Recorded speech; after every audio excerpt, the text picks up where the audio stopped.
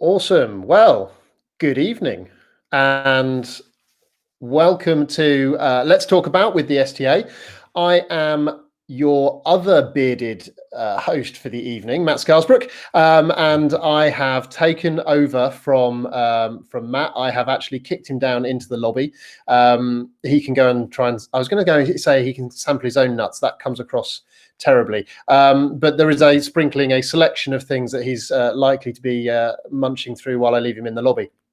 So the idea for this evening is that I give us an opportunity to find out a little bit more about the man behind the beard, particularly for anyone who is new to the STA and perhaps hasn't heard of Matt before the last couple of weeks. This is, in fact, the man behind the beard. I searched high and low to find a decent, high-quality image of Matt without a beard. And actually, they're really hard to come by. So I stole this one, and I think I prefer the beard. Sorry, Matt. So we're gonna have a chat with Matt. What else to tell you about Matt? Well, next slide, please. Yeah, Matt's tall. As I think he was trying to allude to using this for one of his videos back when he was doing Sport Injury Matt, for which I was hoping to have an intro ready for you, but unfortunately the video is not working properly. But yeah, Matt's pretty tall. That's definitely something else to learn about Matt. So probably a good time to bring him up. If you've got any questions, by the way, we're keeping an eye on Facebook, and we will I'd love you to fire some questions if I'm not covering any stuff this evening. As I say, here he is. He's arrived. The man behind the beard. How you doing? I'm very well. How are you? I'm okay. I can hear. Can you hear an echo? Or is it just me? I can hear you. Oh, that's okay then.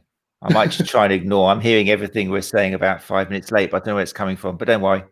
Okay. Thanks for such a lovely introduction. It's far less incriminating than I thought it was going to be.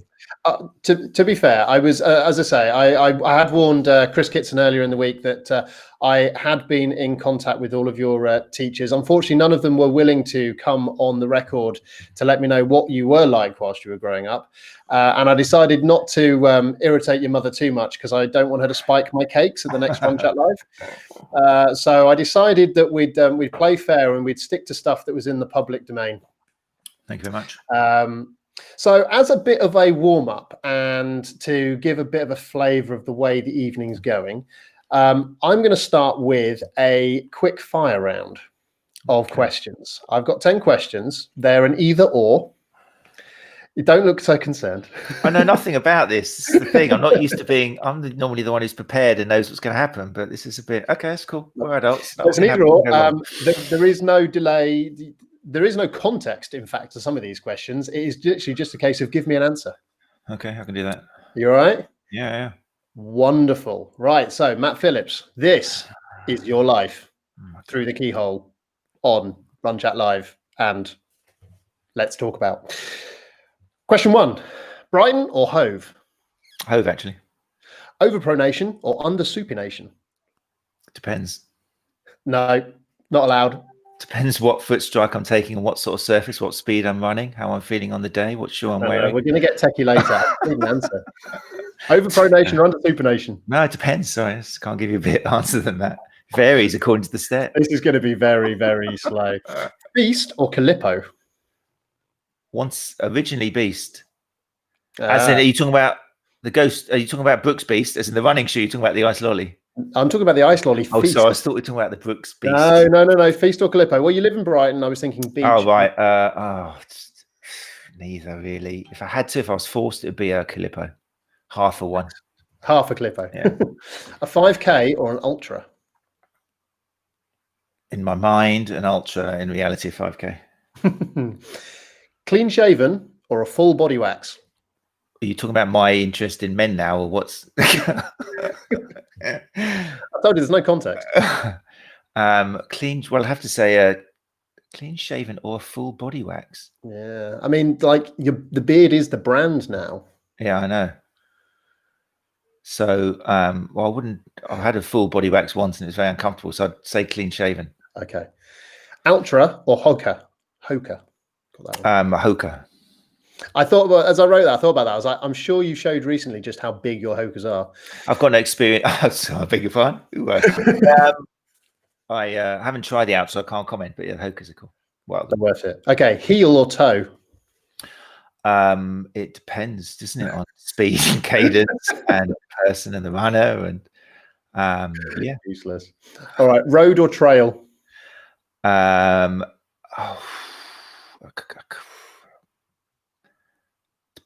can't keep saying depends, can I? Has anyone else noticed how this quick fire round is not quick? Can I say seaside? I like the sea, so it depends. If it's next to the sea, then I'll go whichever one's near the sea. I like to see the sea. Path. Have you done any of those? No. But I lived in Spain for about 9 years, and that was by the sea, and that was along the beaches. So it tends to be seaside. I must admit, that's my favorite way to run, along the sea. Seaside. I like seeing the sea. I wouldn't say that. I like the ocean. Uphill or downhill? Uphill. Uphill. Okay. And then the most important for any runner out there: bleeding nipples or crotch chafe? Probably, well, unless you take adequate preventative measures, probably more. I'm tall and skinny. It's probably the nipples. Well, the nipples, I'll be honest, both are highly uncomfortable in the shower at the end of the race. Neither of them are recommended. Yeah. Awesome. All right. Well, let's try and go. So we're going to dip it out a little bit. That's quite all right. As I say, I want to try and keep you on your toes a little bit, but we're going to dip in and out a bit on finding out a bit more about who Matt is. I think people within the STA forums now, if they're new, they'll have seen your Runchatlive logo over the last couple of weeks. They'll have got a bit of an idea of who you are professionally right now. Professionally is obviously a stretch, but we get the point. So I thought we'd have a bit of a dive into your background and how you got to where you are. And also, I pointed out to Matt earlier, I only met him properly for the first time 9 months ago. So there's loads of stuff I want to know as well. Oh, good evening, wife number 2. I honestly, I speak to her more than my own wife. So can we bring up very quickly that final slide, which I found wonderful. Okay, so depends how well folks can read that. So this is from Tom Goom's Running Physio site. That's it. I've ringed. It was from September 2012. I can read it myself. And it was Tom basically asking the Twitter sphere for their ideas around the best 3 pieces of advice they would give runners at the time. And underneath is Matt's response as Sport Injury Matt, which you're going to have to make bigger because I can't actually read that right now. That's terrible, isn't it? If I do this, I'll do it like this. Okay, so the first one would be a full body postural analysis by a therapist who treats runners.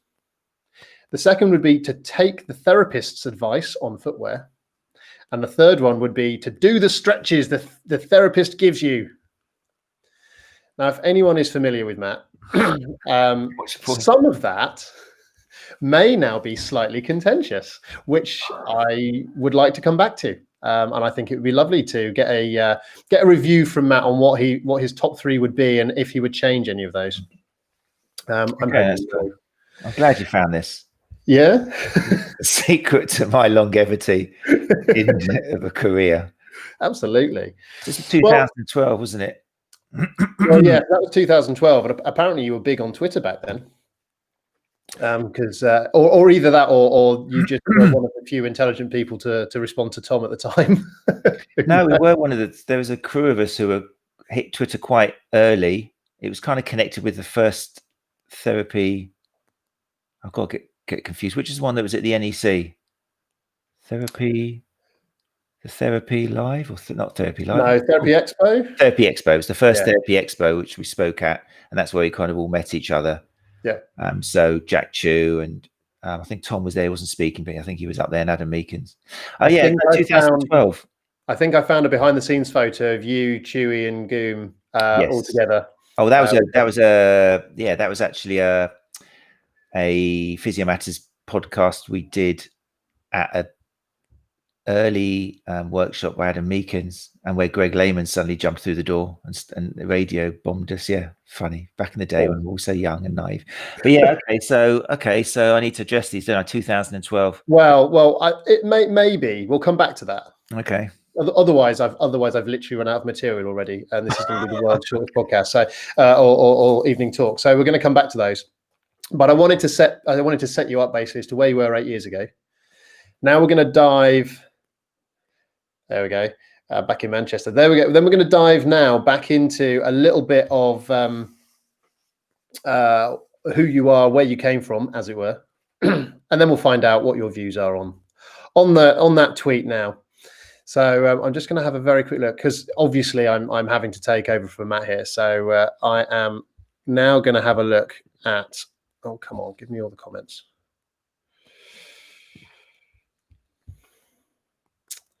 Wonderful. So who have we got? So Sharon is in the house. Anna Maria, well, we know she's in the house. Why am I not seeing all of the comments properly? That's very annoying. Mark Noose is in the house. And don't worry, Mark, I actually have that down as a question. Any other questions, pop them in the chat. I will keep checking back. I don't know why I'm not seeing them properly at the moment. So let's start back. So you did an applied biology HND starting in 1995, which interestingly incorporated genetics, which for anyone who's vaguely interested is also where I started. So was that pre or post getting involved in sports therapy?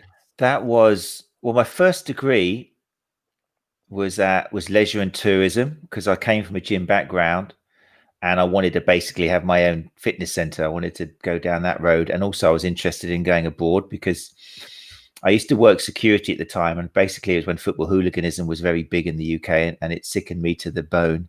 And I had to protect many foreign students from basically English hooligans in clubs and stuff. And it just embarrassed me. So I decided, right, I'm going to open a gym up. And out of all the nationalities I had in front of me, I seemed to get on with the Spanish most of all. I just want to kind of mention, anyone who's older will remember this, but I used to stand on the balcony doing my little bit, looking kind of tough and cool with a bow tie and looking out for fights. And then this was the time when there was a DJ, and the DJ, when the World Cup was going on, he used to announce the scores. And I just remember, for example, he'd announce, oh, France had just scored against Italy or something. And all the French would start dancing and kissing each other and singing songs. And it was fine. And Italians would kind of look there, and they'd be shouting a little bit, but nothing aggro. And then the same would happen if it was Italy had just scored. Whenever England either won, like scored or had a goal against them, the result was always the same. Tables over, glass smashed, let's have a fight. And I used to stand there just because this is basically had the biggest effect on my character, my desire to do the things I did. And it just embarrassed me. So I did leave my degree, which I was doing at the time, because I wanted to go and live in Spain and practice Spanish more. And I said I'd go back and do it. And I never did because I just loved the Spanish life so much. And I ended up working out in gyms over there and I studied dietetics in Spanish. And it was just fantastic. It was brilliant. They don't ruin all my material. We'll come to that. I'm sorry. But yeah, so then I decided, right, a lot of the jobs I was applying for, I needed to be a graduate. So I thought, well, I've got to go back now. And by that time, I decided I wanted to start. I was very big into dietetics and nutrition. So I wanted to go back and study basically nutrition. I wanted to do that as a degree, or at least sports science, specializing in nutrition. And then I found out from the fantastic Conservative government, who I wrote numerous letters to, that even though I'd left after year one of a degree, they wouldn't let me start another degree. Even though I said, look, I'll pay you. They said, no, this is back at the time of grants. It's going back some years. So basically they said, you can't do a degree. The most we'll fund you for will be an HND, which is 2 years. And I was like, but I've got qualifications to do a degree. I want to do a degree. I'll pay for 1 year. Sorry, the most you can do is an HND. So thank you, Conservative government. You basically made me what I am today, which I'm very happy with. So thank you, honestly. So yeah, the only HND I could apply to and vaguely interested me was biology. Applied biology, because that was the time of Dolly the sheep and everything. I was also following that, very interested in that. It was very big. And that's all right. One of my quick fire questions was going to be Dolly the sheep or the mouse with the ear on its back. Well, it was both. I mean, I used to get the New Scientist. It was like, that's what my wake up Saturday morning read would be. I was very geeky and into it. And at the time, it was very much Dolly the Sheep. And I was very into the kind of, I mean, my thesis was in woodlice. Everyone else was doing kind of like bacterial studies and stuff and gel plates and all this. And I had basically about 1,000 woodlice, dividing them into 2 species and stuff. And so I was very much into that as well. And I've totally forgotten what the question was now. Oh yeah, H&D. But that's how I ended up doing an H&D in applied biology. And then I came out of that and realized that wanted to do research, wanted to continue stuff in labs. And then I was looking at the New Scientist in the back and looking at research posts in universities and stuff. And yeah, basically it was like 14 grand for research. And then across the page, it was like 25 grand for sailing with a company car, still our stuff. And I just thought, this is ridiculous. Researchers are not getting paid anything. So I ended up getting back into the gym business and back into just learning, the trade a bit more, getting more into sports therapy, working particularly a lot more closely with runners. The gait analysis thing started, and so that is my short answer to H&D applied biology. So okay, yeah. Well, so I didn't do woodlice. I did. We were doing fruit flies while I was studying, and then my dissertation was on drug trials that went wrong. I don't. Do you remember? I can't remember when it was now. 2008, 2009. There was a drug trial where like 8 blokes ended up looking like the Elephant Man, unfortunately, and ended up very, very ill because they ended up doing taking some drugs that were medication. It was designed. It was a proper drug trial, but unfortunately, the researchers messed up and discovered that the fact that it worked well in monkeys did not translate well to the people.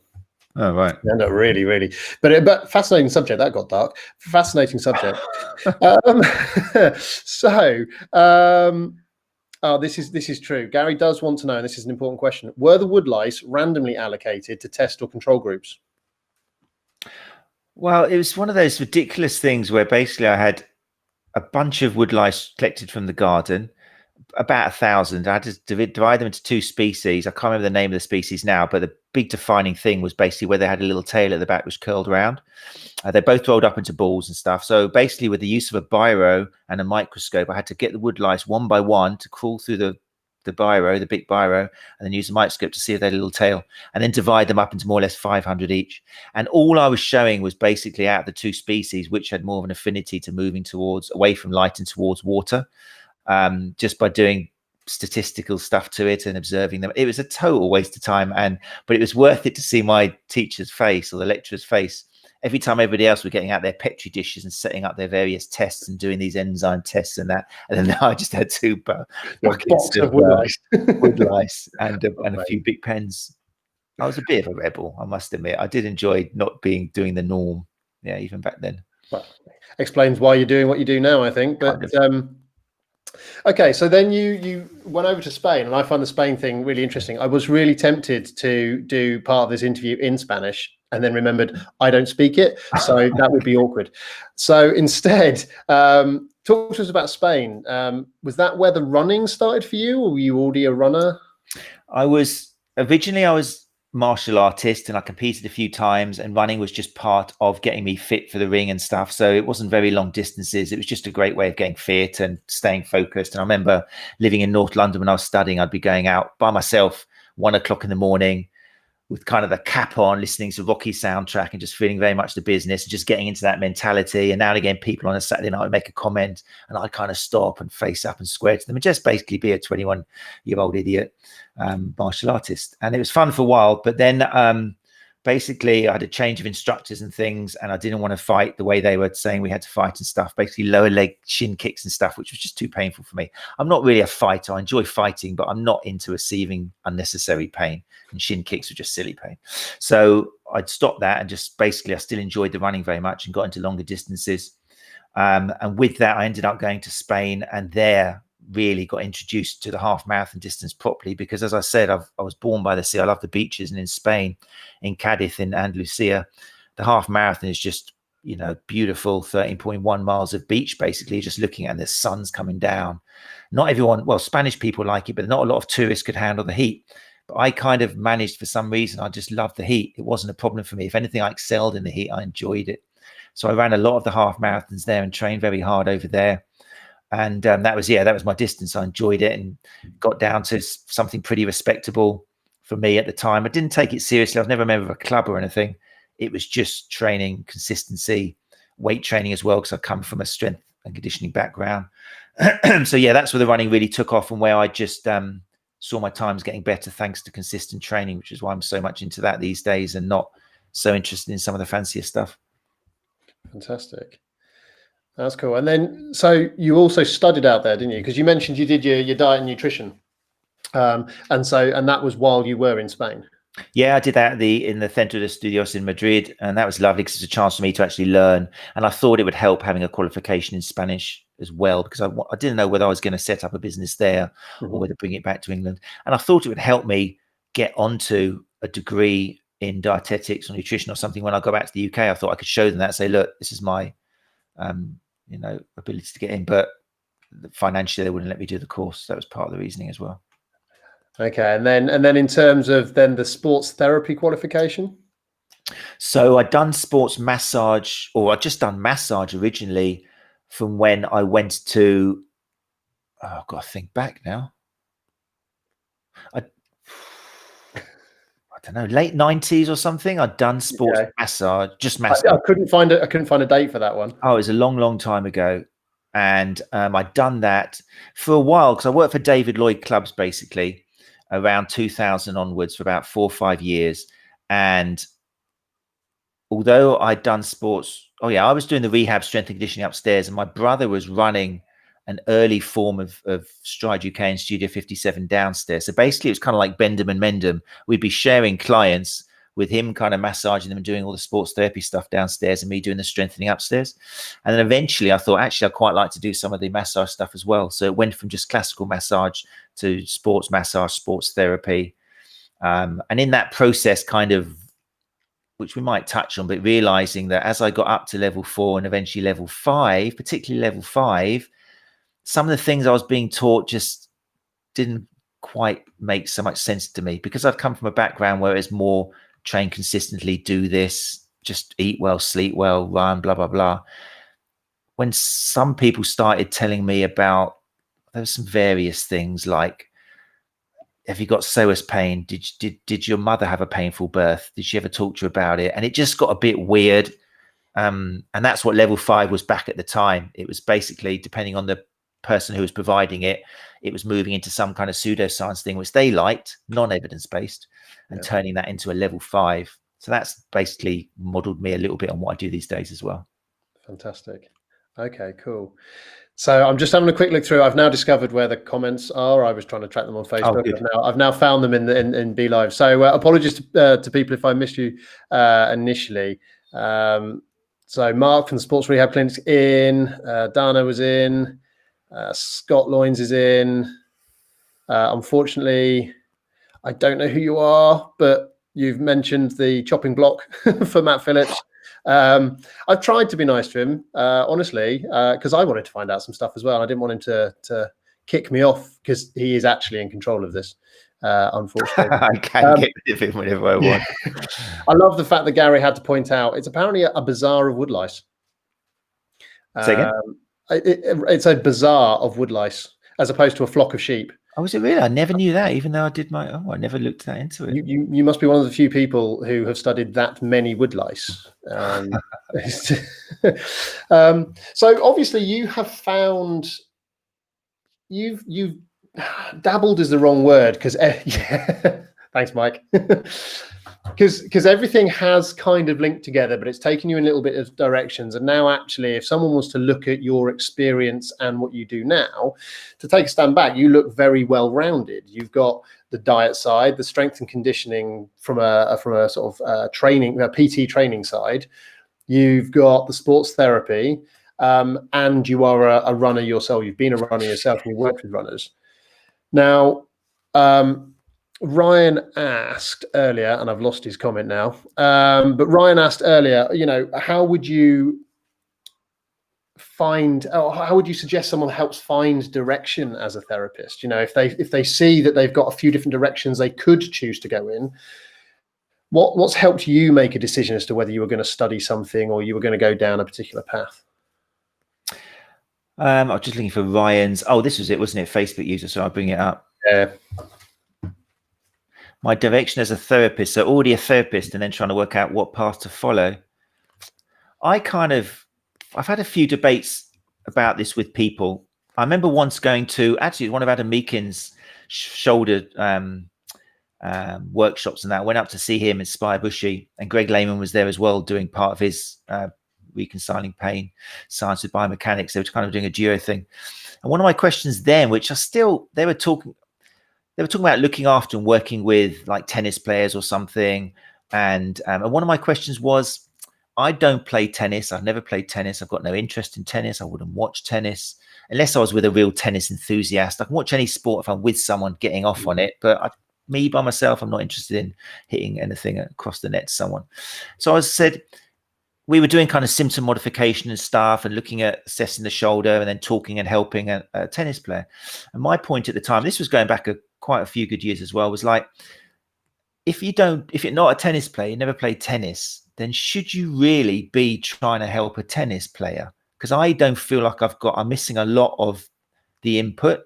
We now know years later that to really help a patient, you've got to be able to kind of be in their shoes and you've got to understand how they're talking. And I think if you're really going to follow a direction and follow a sport or an interest that you've got some experience in, and you do. I was always warned when I was working, even when I was working with a team, there's like 10 of us, I really only I looked after everybody, but particularly I wanted to be known as the running therapist because I enjoyed running. If a runner walked in with an issue, I was like, I really want to help you. If a girl walked in and she'd fallen over when she was dancing at the club in a high heel accident and she'd hurt herself, obviously I was going to help her. Sunday morning accident, but it wasn't that same passion of like, right, we're going to sort you out. And also I'm going to cost you as least amount of money as I want. I never had a good business model.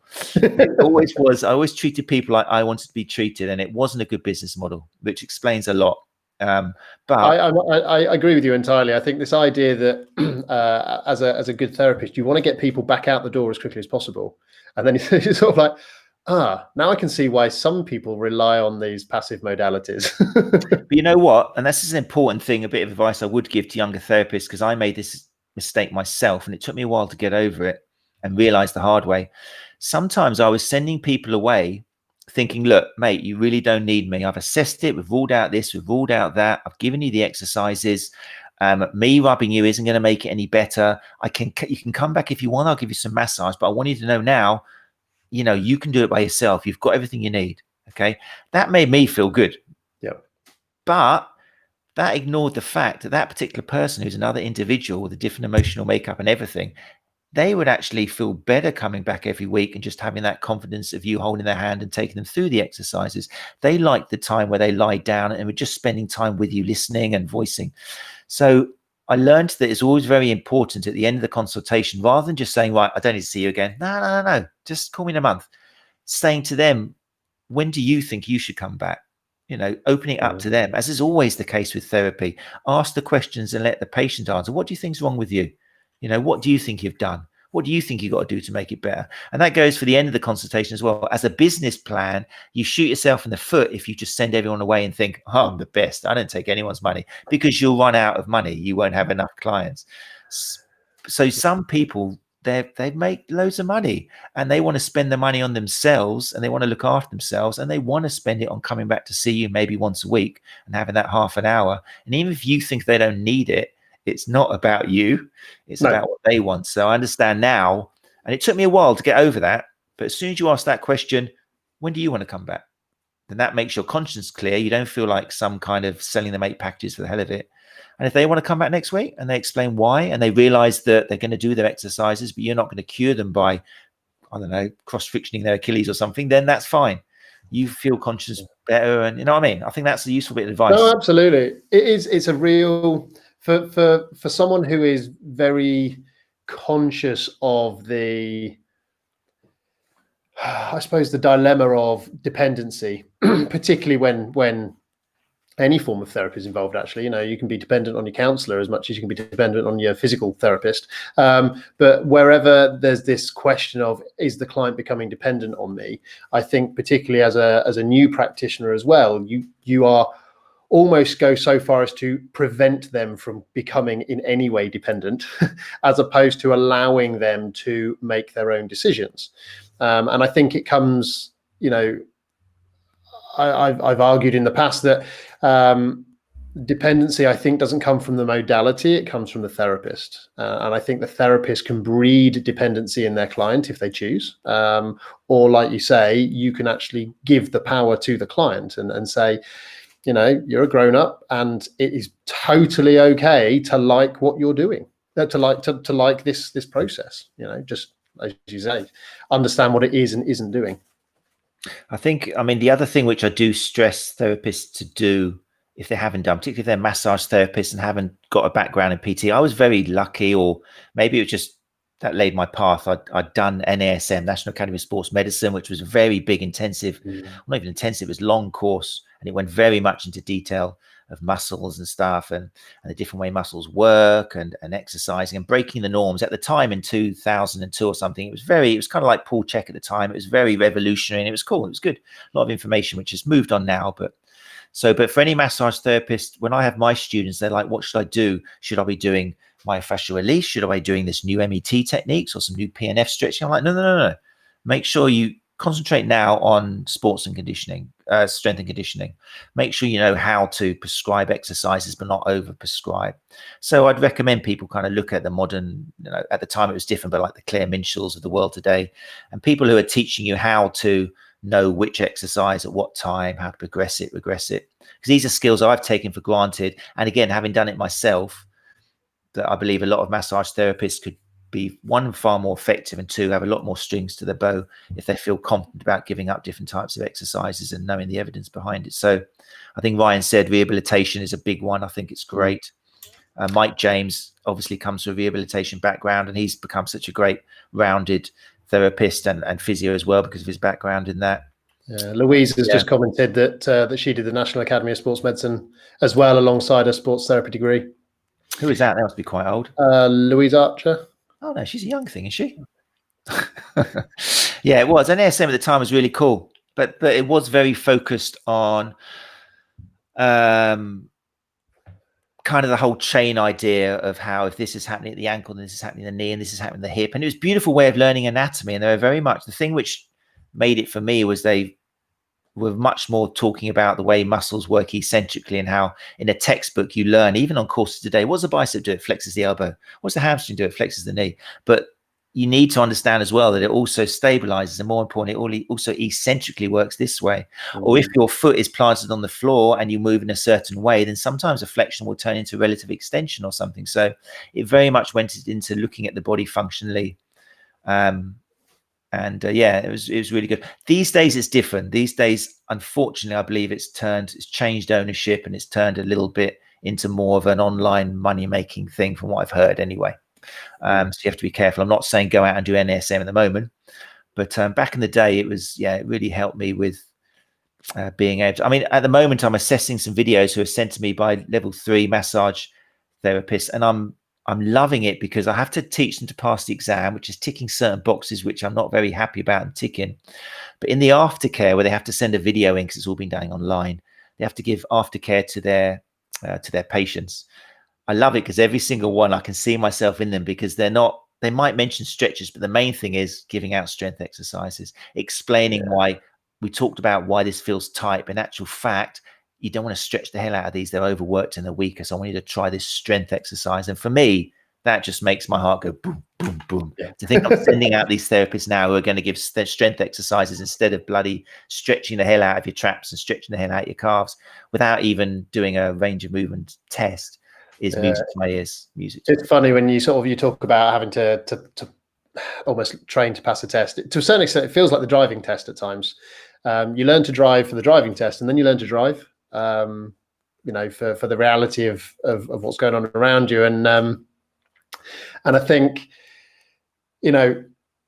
it's a little bit off topic for what I was going to cover this evening, but you are an educator, so getting your thoughts around where the industry is at the moment in terms of what we teach versus what's actually, I'm going to say, known. That sounds very Game of Thrones. It is known. So, where do you kind of sit? How do you try and integrate your practice almost and your level of evidence-based practice with what you are required to teach for the current curriculum, so that your students don't leave and suddenly get faced with evidence-based practice, this is what it's all about, and go, oh my God, I don't know where to start?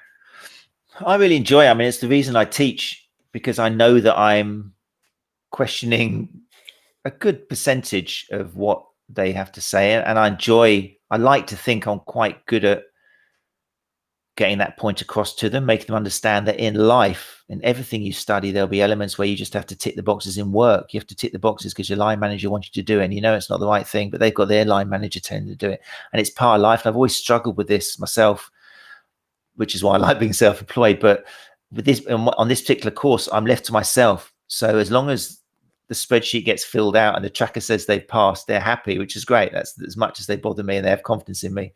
So I really do enjoy, like on level 4, starting in September, it's all the special tests, and there's loads of tests. There's at least 20 tests for the shoulder, for the ankle, and it's all about kind of writing down these tangible kind of structural observations and stuff. And that's always entertaining because it's good to know, and you can't undervalue it because it is part of the jigsaw, and it helps rule things out. If anything, it helps make you realize that we are all very variable. But yeah, I mean, I've always been at school when I was like, I think 7, 8 years old. We used to do like debating. And I was the kind of kid who was always like, me. I want to talk about fireworks. I want to talk about the death penalty. I want to talk about caning in schools. And it was always, most weeks they got sick of me. It was always me against someone else. And at the end, all the kids had to vote him or him and stuff. And I won. Well, there were trophies involved. But I've always enjoyed educating in this. I've never had any fear of it. And I've seen a lot of kind of things that have worked and not worked. So it always stumps me a little bit when I think it's such an important part of what we do. But for someone who's not born with that desire, for someone who's a bit shyer or never had the education which encouraged that, not all schools, I went to a public school which encouraged debating. I don't know whether all schools do debating anymore. It's probably, I can imagine it's not, but it made my career. It was great. I really loved it. But for a therapist who hasn't had that lesson in communicating and putting forward different points of view and critically analyzing someone, and then that's the sort of CPD which I think there should be more of, and probably that I should have created and got more involved in and marketed, but I never have because I'm not a business person. But that's the sort of CPD I think can really help people. Communication and critical thinking, listening to others, using their language, and all that sort of stuff. It's a really interesting point, actually, because I've noticed, particularly over the last couple of months, where perhaps people have spent more time on social media than they might have otherwise. There's definitely, you can tell when you're interacting with someone who isn't as used to being challenged in a professional way around their thoughts or their critical thinking, if you will. And I think if you can include that in the education that someone gets and sort of go, don't just take what I'm telling you as read, challenge me on it and allow me to challenge you on it, and get used to that kind of that professional challenge that you end up with in this evidence-based practice type model, because we don't have all the answers, and there are different studies that are worth discussing, but needs to be kept at a I'm attacking the concept, not attacking you type level. Yeah, it's I mean, as far as I know somebody did a master's in sports science. Was it strength and conditioning? They did a master's recently, and it was only when they got to master's level that actually a big focus was put on critical thinking and looking at research and actually being able to communicate with people and discuss and look at logical fallacies and all that sort of stuff. And he was very clued up with it. But I don't know, these days I'm a bit out of the loop when it comes to, for example, a degree, how much of a sports science degree actually focuses on that, on the importance of it. I don't know whether you know yourself, but I think it's something that needs to come on level 3. It needs to come from the beginning. Yeah, I agree. I mean, something that we're working on in the background at the moment is essentially how can we introduce the idea of evidence, what it means, how to access it, and for it to not be terribly scary for a level 3, 4, 5 who perhaps haven't been exposed to it before. I think it's easy to forget, if you have done a degree in the sciences, what it means to actually be involved in or looking at research or referring to papers. They are deathly dull to read most of the time, but you get used to the style. And I think introducing that at a level 3 level would make people so much more comfortable with the idea that this is why we can reason around certain modalities. This is why we can reason around certain. There we go. She says it better than me. although you can't hear it, that would be in a beautiful accent as well. It's true. Yeah, I agree. I think it should be taught all levels. Which is a really, really interesting question. Do you want to tackle that one now, or should we take a quick break while I do a couple more quick fire questions for you? Some reasonable ones this time. I mean, I'd give a quick. I didn't have any choice, I know, so I was forced to do a diploma instead of a degree. And one of the markers of happiness is if you are happy, you wouldn't change anything that happened to you. And I'm happy with my life. I've got kids, which changes everything, because you can't change anything when you've got 2 little kids, because you realize they wouldn't be who they are. So it's a bit of a cop out, but Gary, I don't know. Can you put Gary's comment up? Because he's done a follow-up to that comment, which I have to agree with, which is that degrees perhaps are more geared towards younger candidates and diplomas more to the mature candidate, and I don't like thinking of myself as mature, but I have to agree. When I was looking at my change of career and what would I do next, the degree was not feasible. The diploma was something that could fit around my lifestyle and my family, and I would hope doesn't disadvantage me. But equally, I can understand why someone who has studied for 3 years full time at something would rightly suggest that they have perhaps a deeper knowledge or a slightly more specialist knowledge afterwards. I'd say it's a little bit like, should I go to a physio or sports therapist or an osteopath? Or because I've had first year physios emailing me and asking me questions and things. I mean, one of them was set a question. It's his first year degree in physiotherapy. You're taking over a football club, and the team coach has asked you to put together a suitable stretching program to save from his runners from what's been a terrible year of injury. What would your stretching program look like? And so I wrote back saying, "Oh, this is a tricky one, because is it a trick question? Yeah. Is your first year degree lecturer actually wanting you to go back and saying, aha, well, the evidence shows that stretching, there's no evidence that stretching is a good prevention of injury or doesn't even help performance? Or is that complicating the issue? Are they just expecting you to?" But either way, I mean, I actually ended up saying to them, just test the water a little bit and say, is this a trick question, or do you just want us to put out a stretching routine? But they actually came back and said they just want a stretching routine. So I said, right, well, you can't rock the boat. Maybe in year 2 or 3, they'll say, remember we did that thing? But it worries me that's a degree. So I would say, rather than choosing a degree or diploma, do your kind of research yourself, work out who's teaching it, try to investigate what sort of stuff they put out, maybe to talk to some other students, the same way as if you're looking for a great therapist, because the proof will be in the teacher. There's plenty of people who teach what I teach, but I'm sure not all of them are kind of. I would say exactly the same. I would, it sounds terrible, but I'd say GCSE level qualifications, O-level qualifications, your hand is pretty much held by the school. It's like, this is the answer you will write down. My personal experience was that A-level wasn't much different. Degree level was a little bit more left to your own devices to go off, we want you to study this, but generally this is what's coming up on the exam paper. But I think particularly when it comes to almost our industry, if you will, where there's practice involved, I think if you can find out if your lecturers are practicing practitioners as opposed to merely lecturers, I hate to say it, but there's a a vague truism that those that can do and those that can't teach. Now, I'm not saying that Matt can't, because he teaches. But what I am saying is, because Matt teaches, he has a far better idea of what actually goes on and works well. And is closer to the research. And I think if you were looking at a degree course and you had the ability to choose, why not interrogate the university and say, well, hang on, why should I come to you? Do your lecturers actually practice? Are they involved in this at a level where they are exposed? Yeah, even that's tricky, because the amount of lecturers who are like, they've been in the game for 30 years and they're still using the notes from 20 years ago. I know, as a teacher, I always have this, I've been teaching for a long time now, and I always have this idea that, there will come a time where I just get out the same PowerPoints and the same, because I like to be all online anyway, and I'll just use the same notes as last. One academic year is going to start and I don't have to write anything. I can just use what I used last year. It never happens, because they're always getting tweaks. I'm always changing them a little bit and updating them.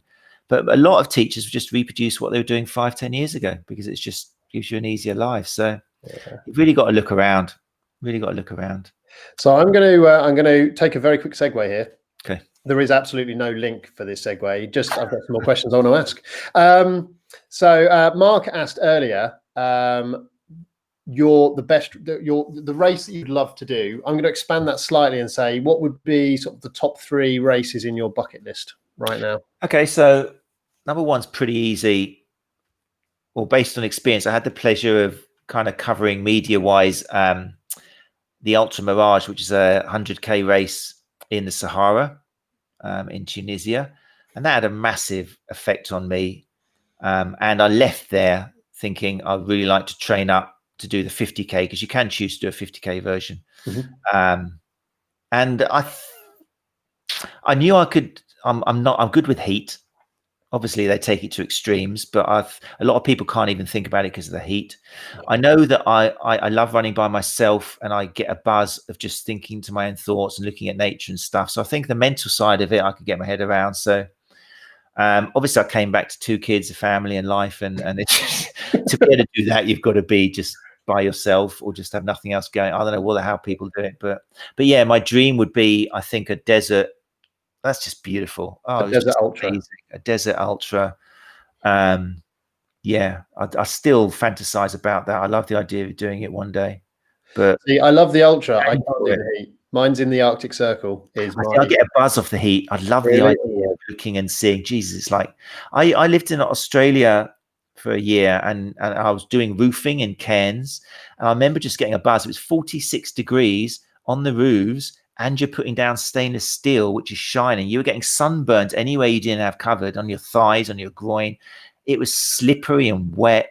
I was just black. It was amazing, but I just got a buzz. It just seems so surreal working in such big temperatures. And even now, I love running and just feeling that.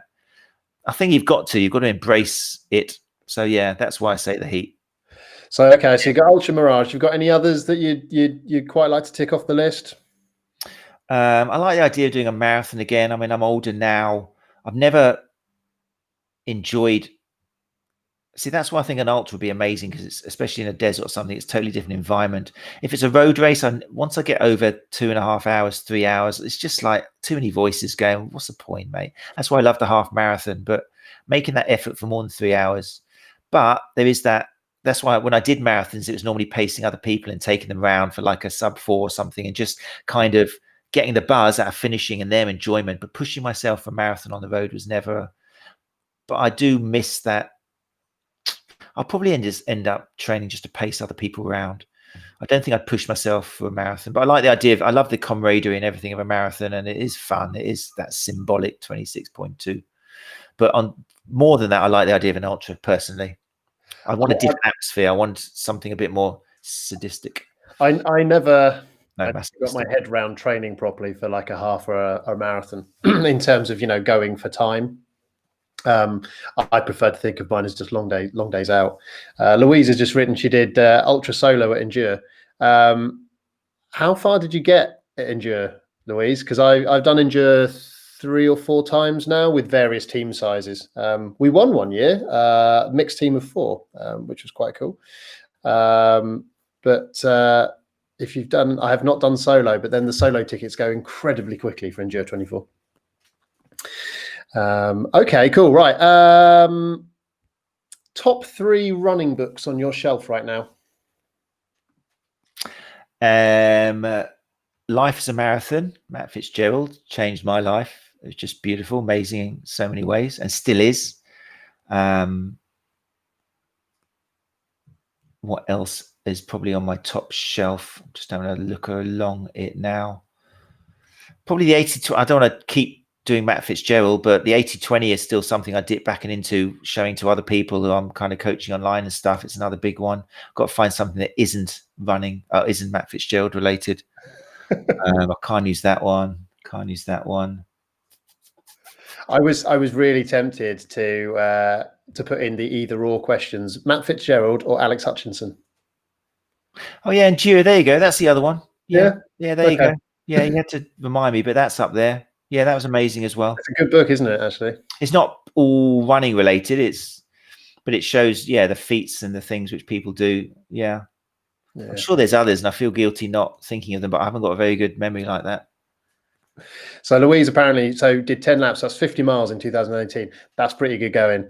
So for anyone who isn't familiar with Endure 24, it is a 5-mile-ish route around some woodland in a private stately home where you camp. They advertise it as a Glastonbury for runners. I think they're now up to 3,500 runners, all just running around in circles, quite often dressed in silly outfits. Mike James has offered you a space in the desert for next year.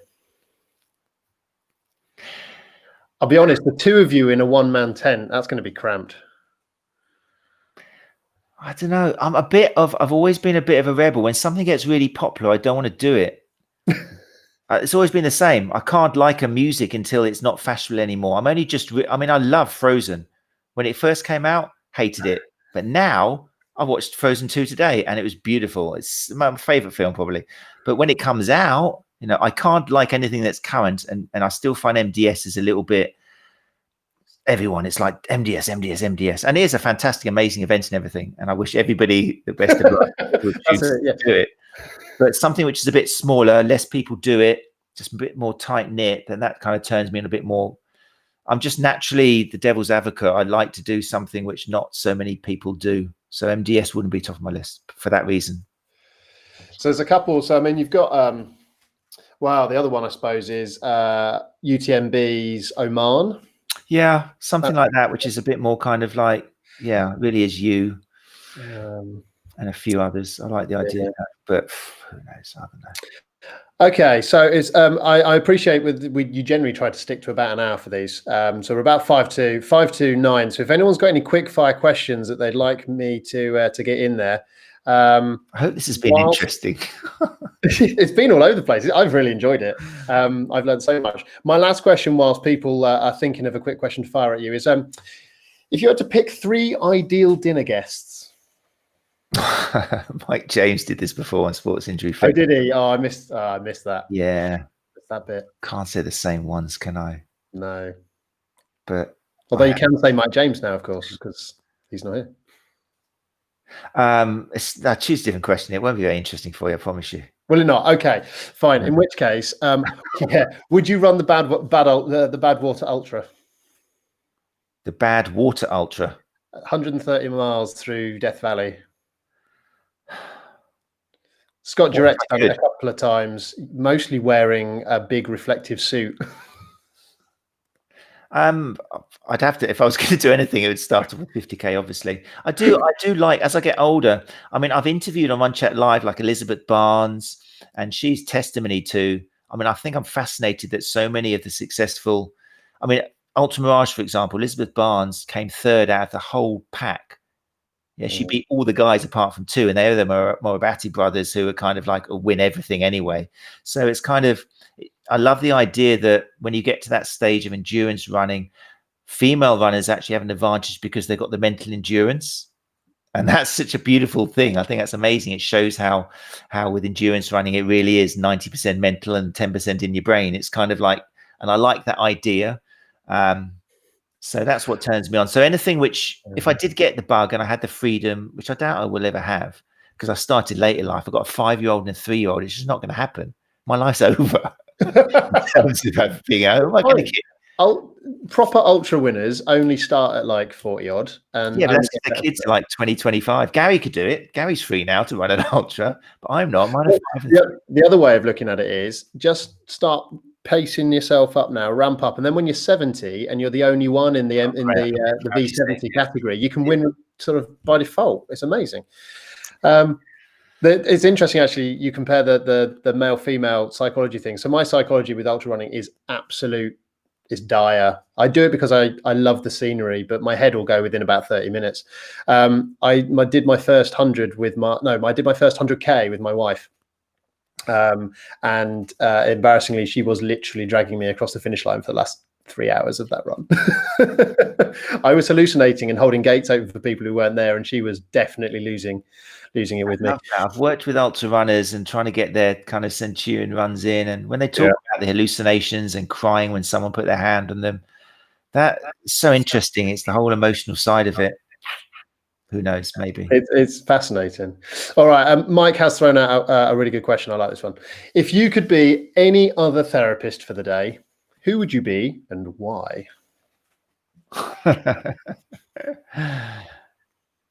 That's a good question, boyo. I'm not going to say someone we know because that'd just be weird. I'm going to try and give a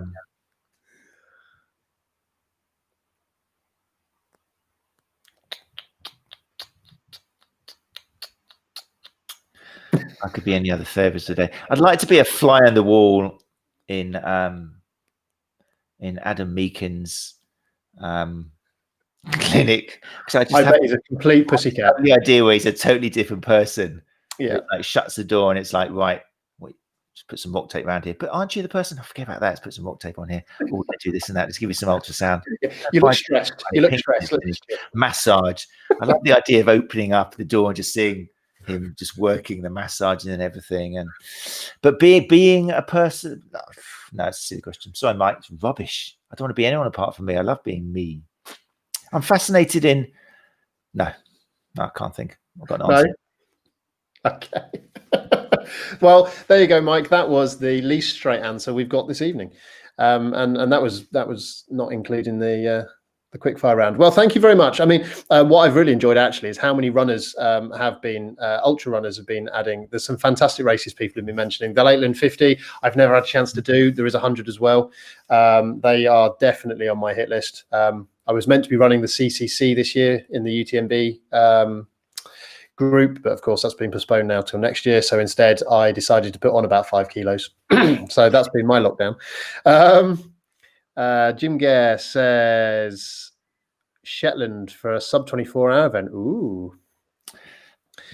92. I'm doing this running with the weighted vest, and again I enjoy that. I like the every single step. I mean, that's mimicking the last kind of few miles of a marathon or something, but it's just I like that sensation of pulling yourself through even when you're tired. So maybe the vest training will turn into something like that. I did mean to ask you about the vest training actually this evening, mostly because now you've got me interested in vest training, but I will definitely break myself. So at the moment I'm watching your videos where you're going, yeah, this is not for everyone. Take it really easy. Yeah, I'm just worried about people chucking on 13K and hurting themselves. So, all right. Well, thank you very much. What I'm going to do, just because I can, is I'm going to say thank you very much and kick you out now down to the lobby. You know you can't do that. Well, I can try. Who have you, tell you what, before you go, everyone put your fingers in your ears. Who have you got next week? And then I can tell them that. Oh, okay. Next week is going to be Paul Coker. Paul Coker. Okay, cool. I think. What's he going to talk about? Let me just check.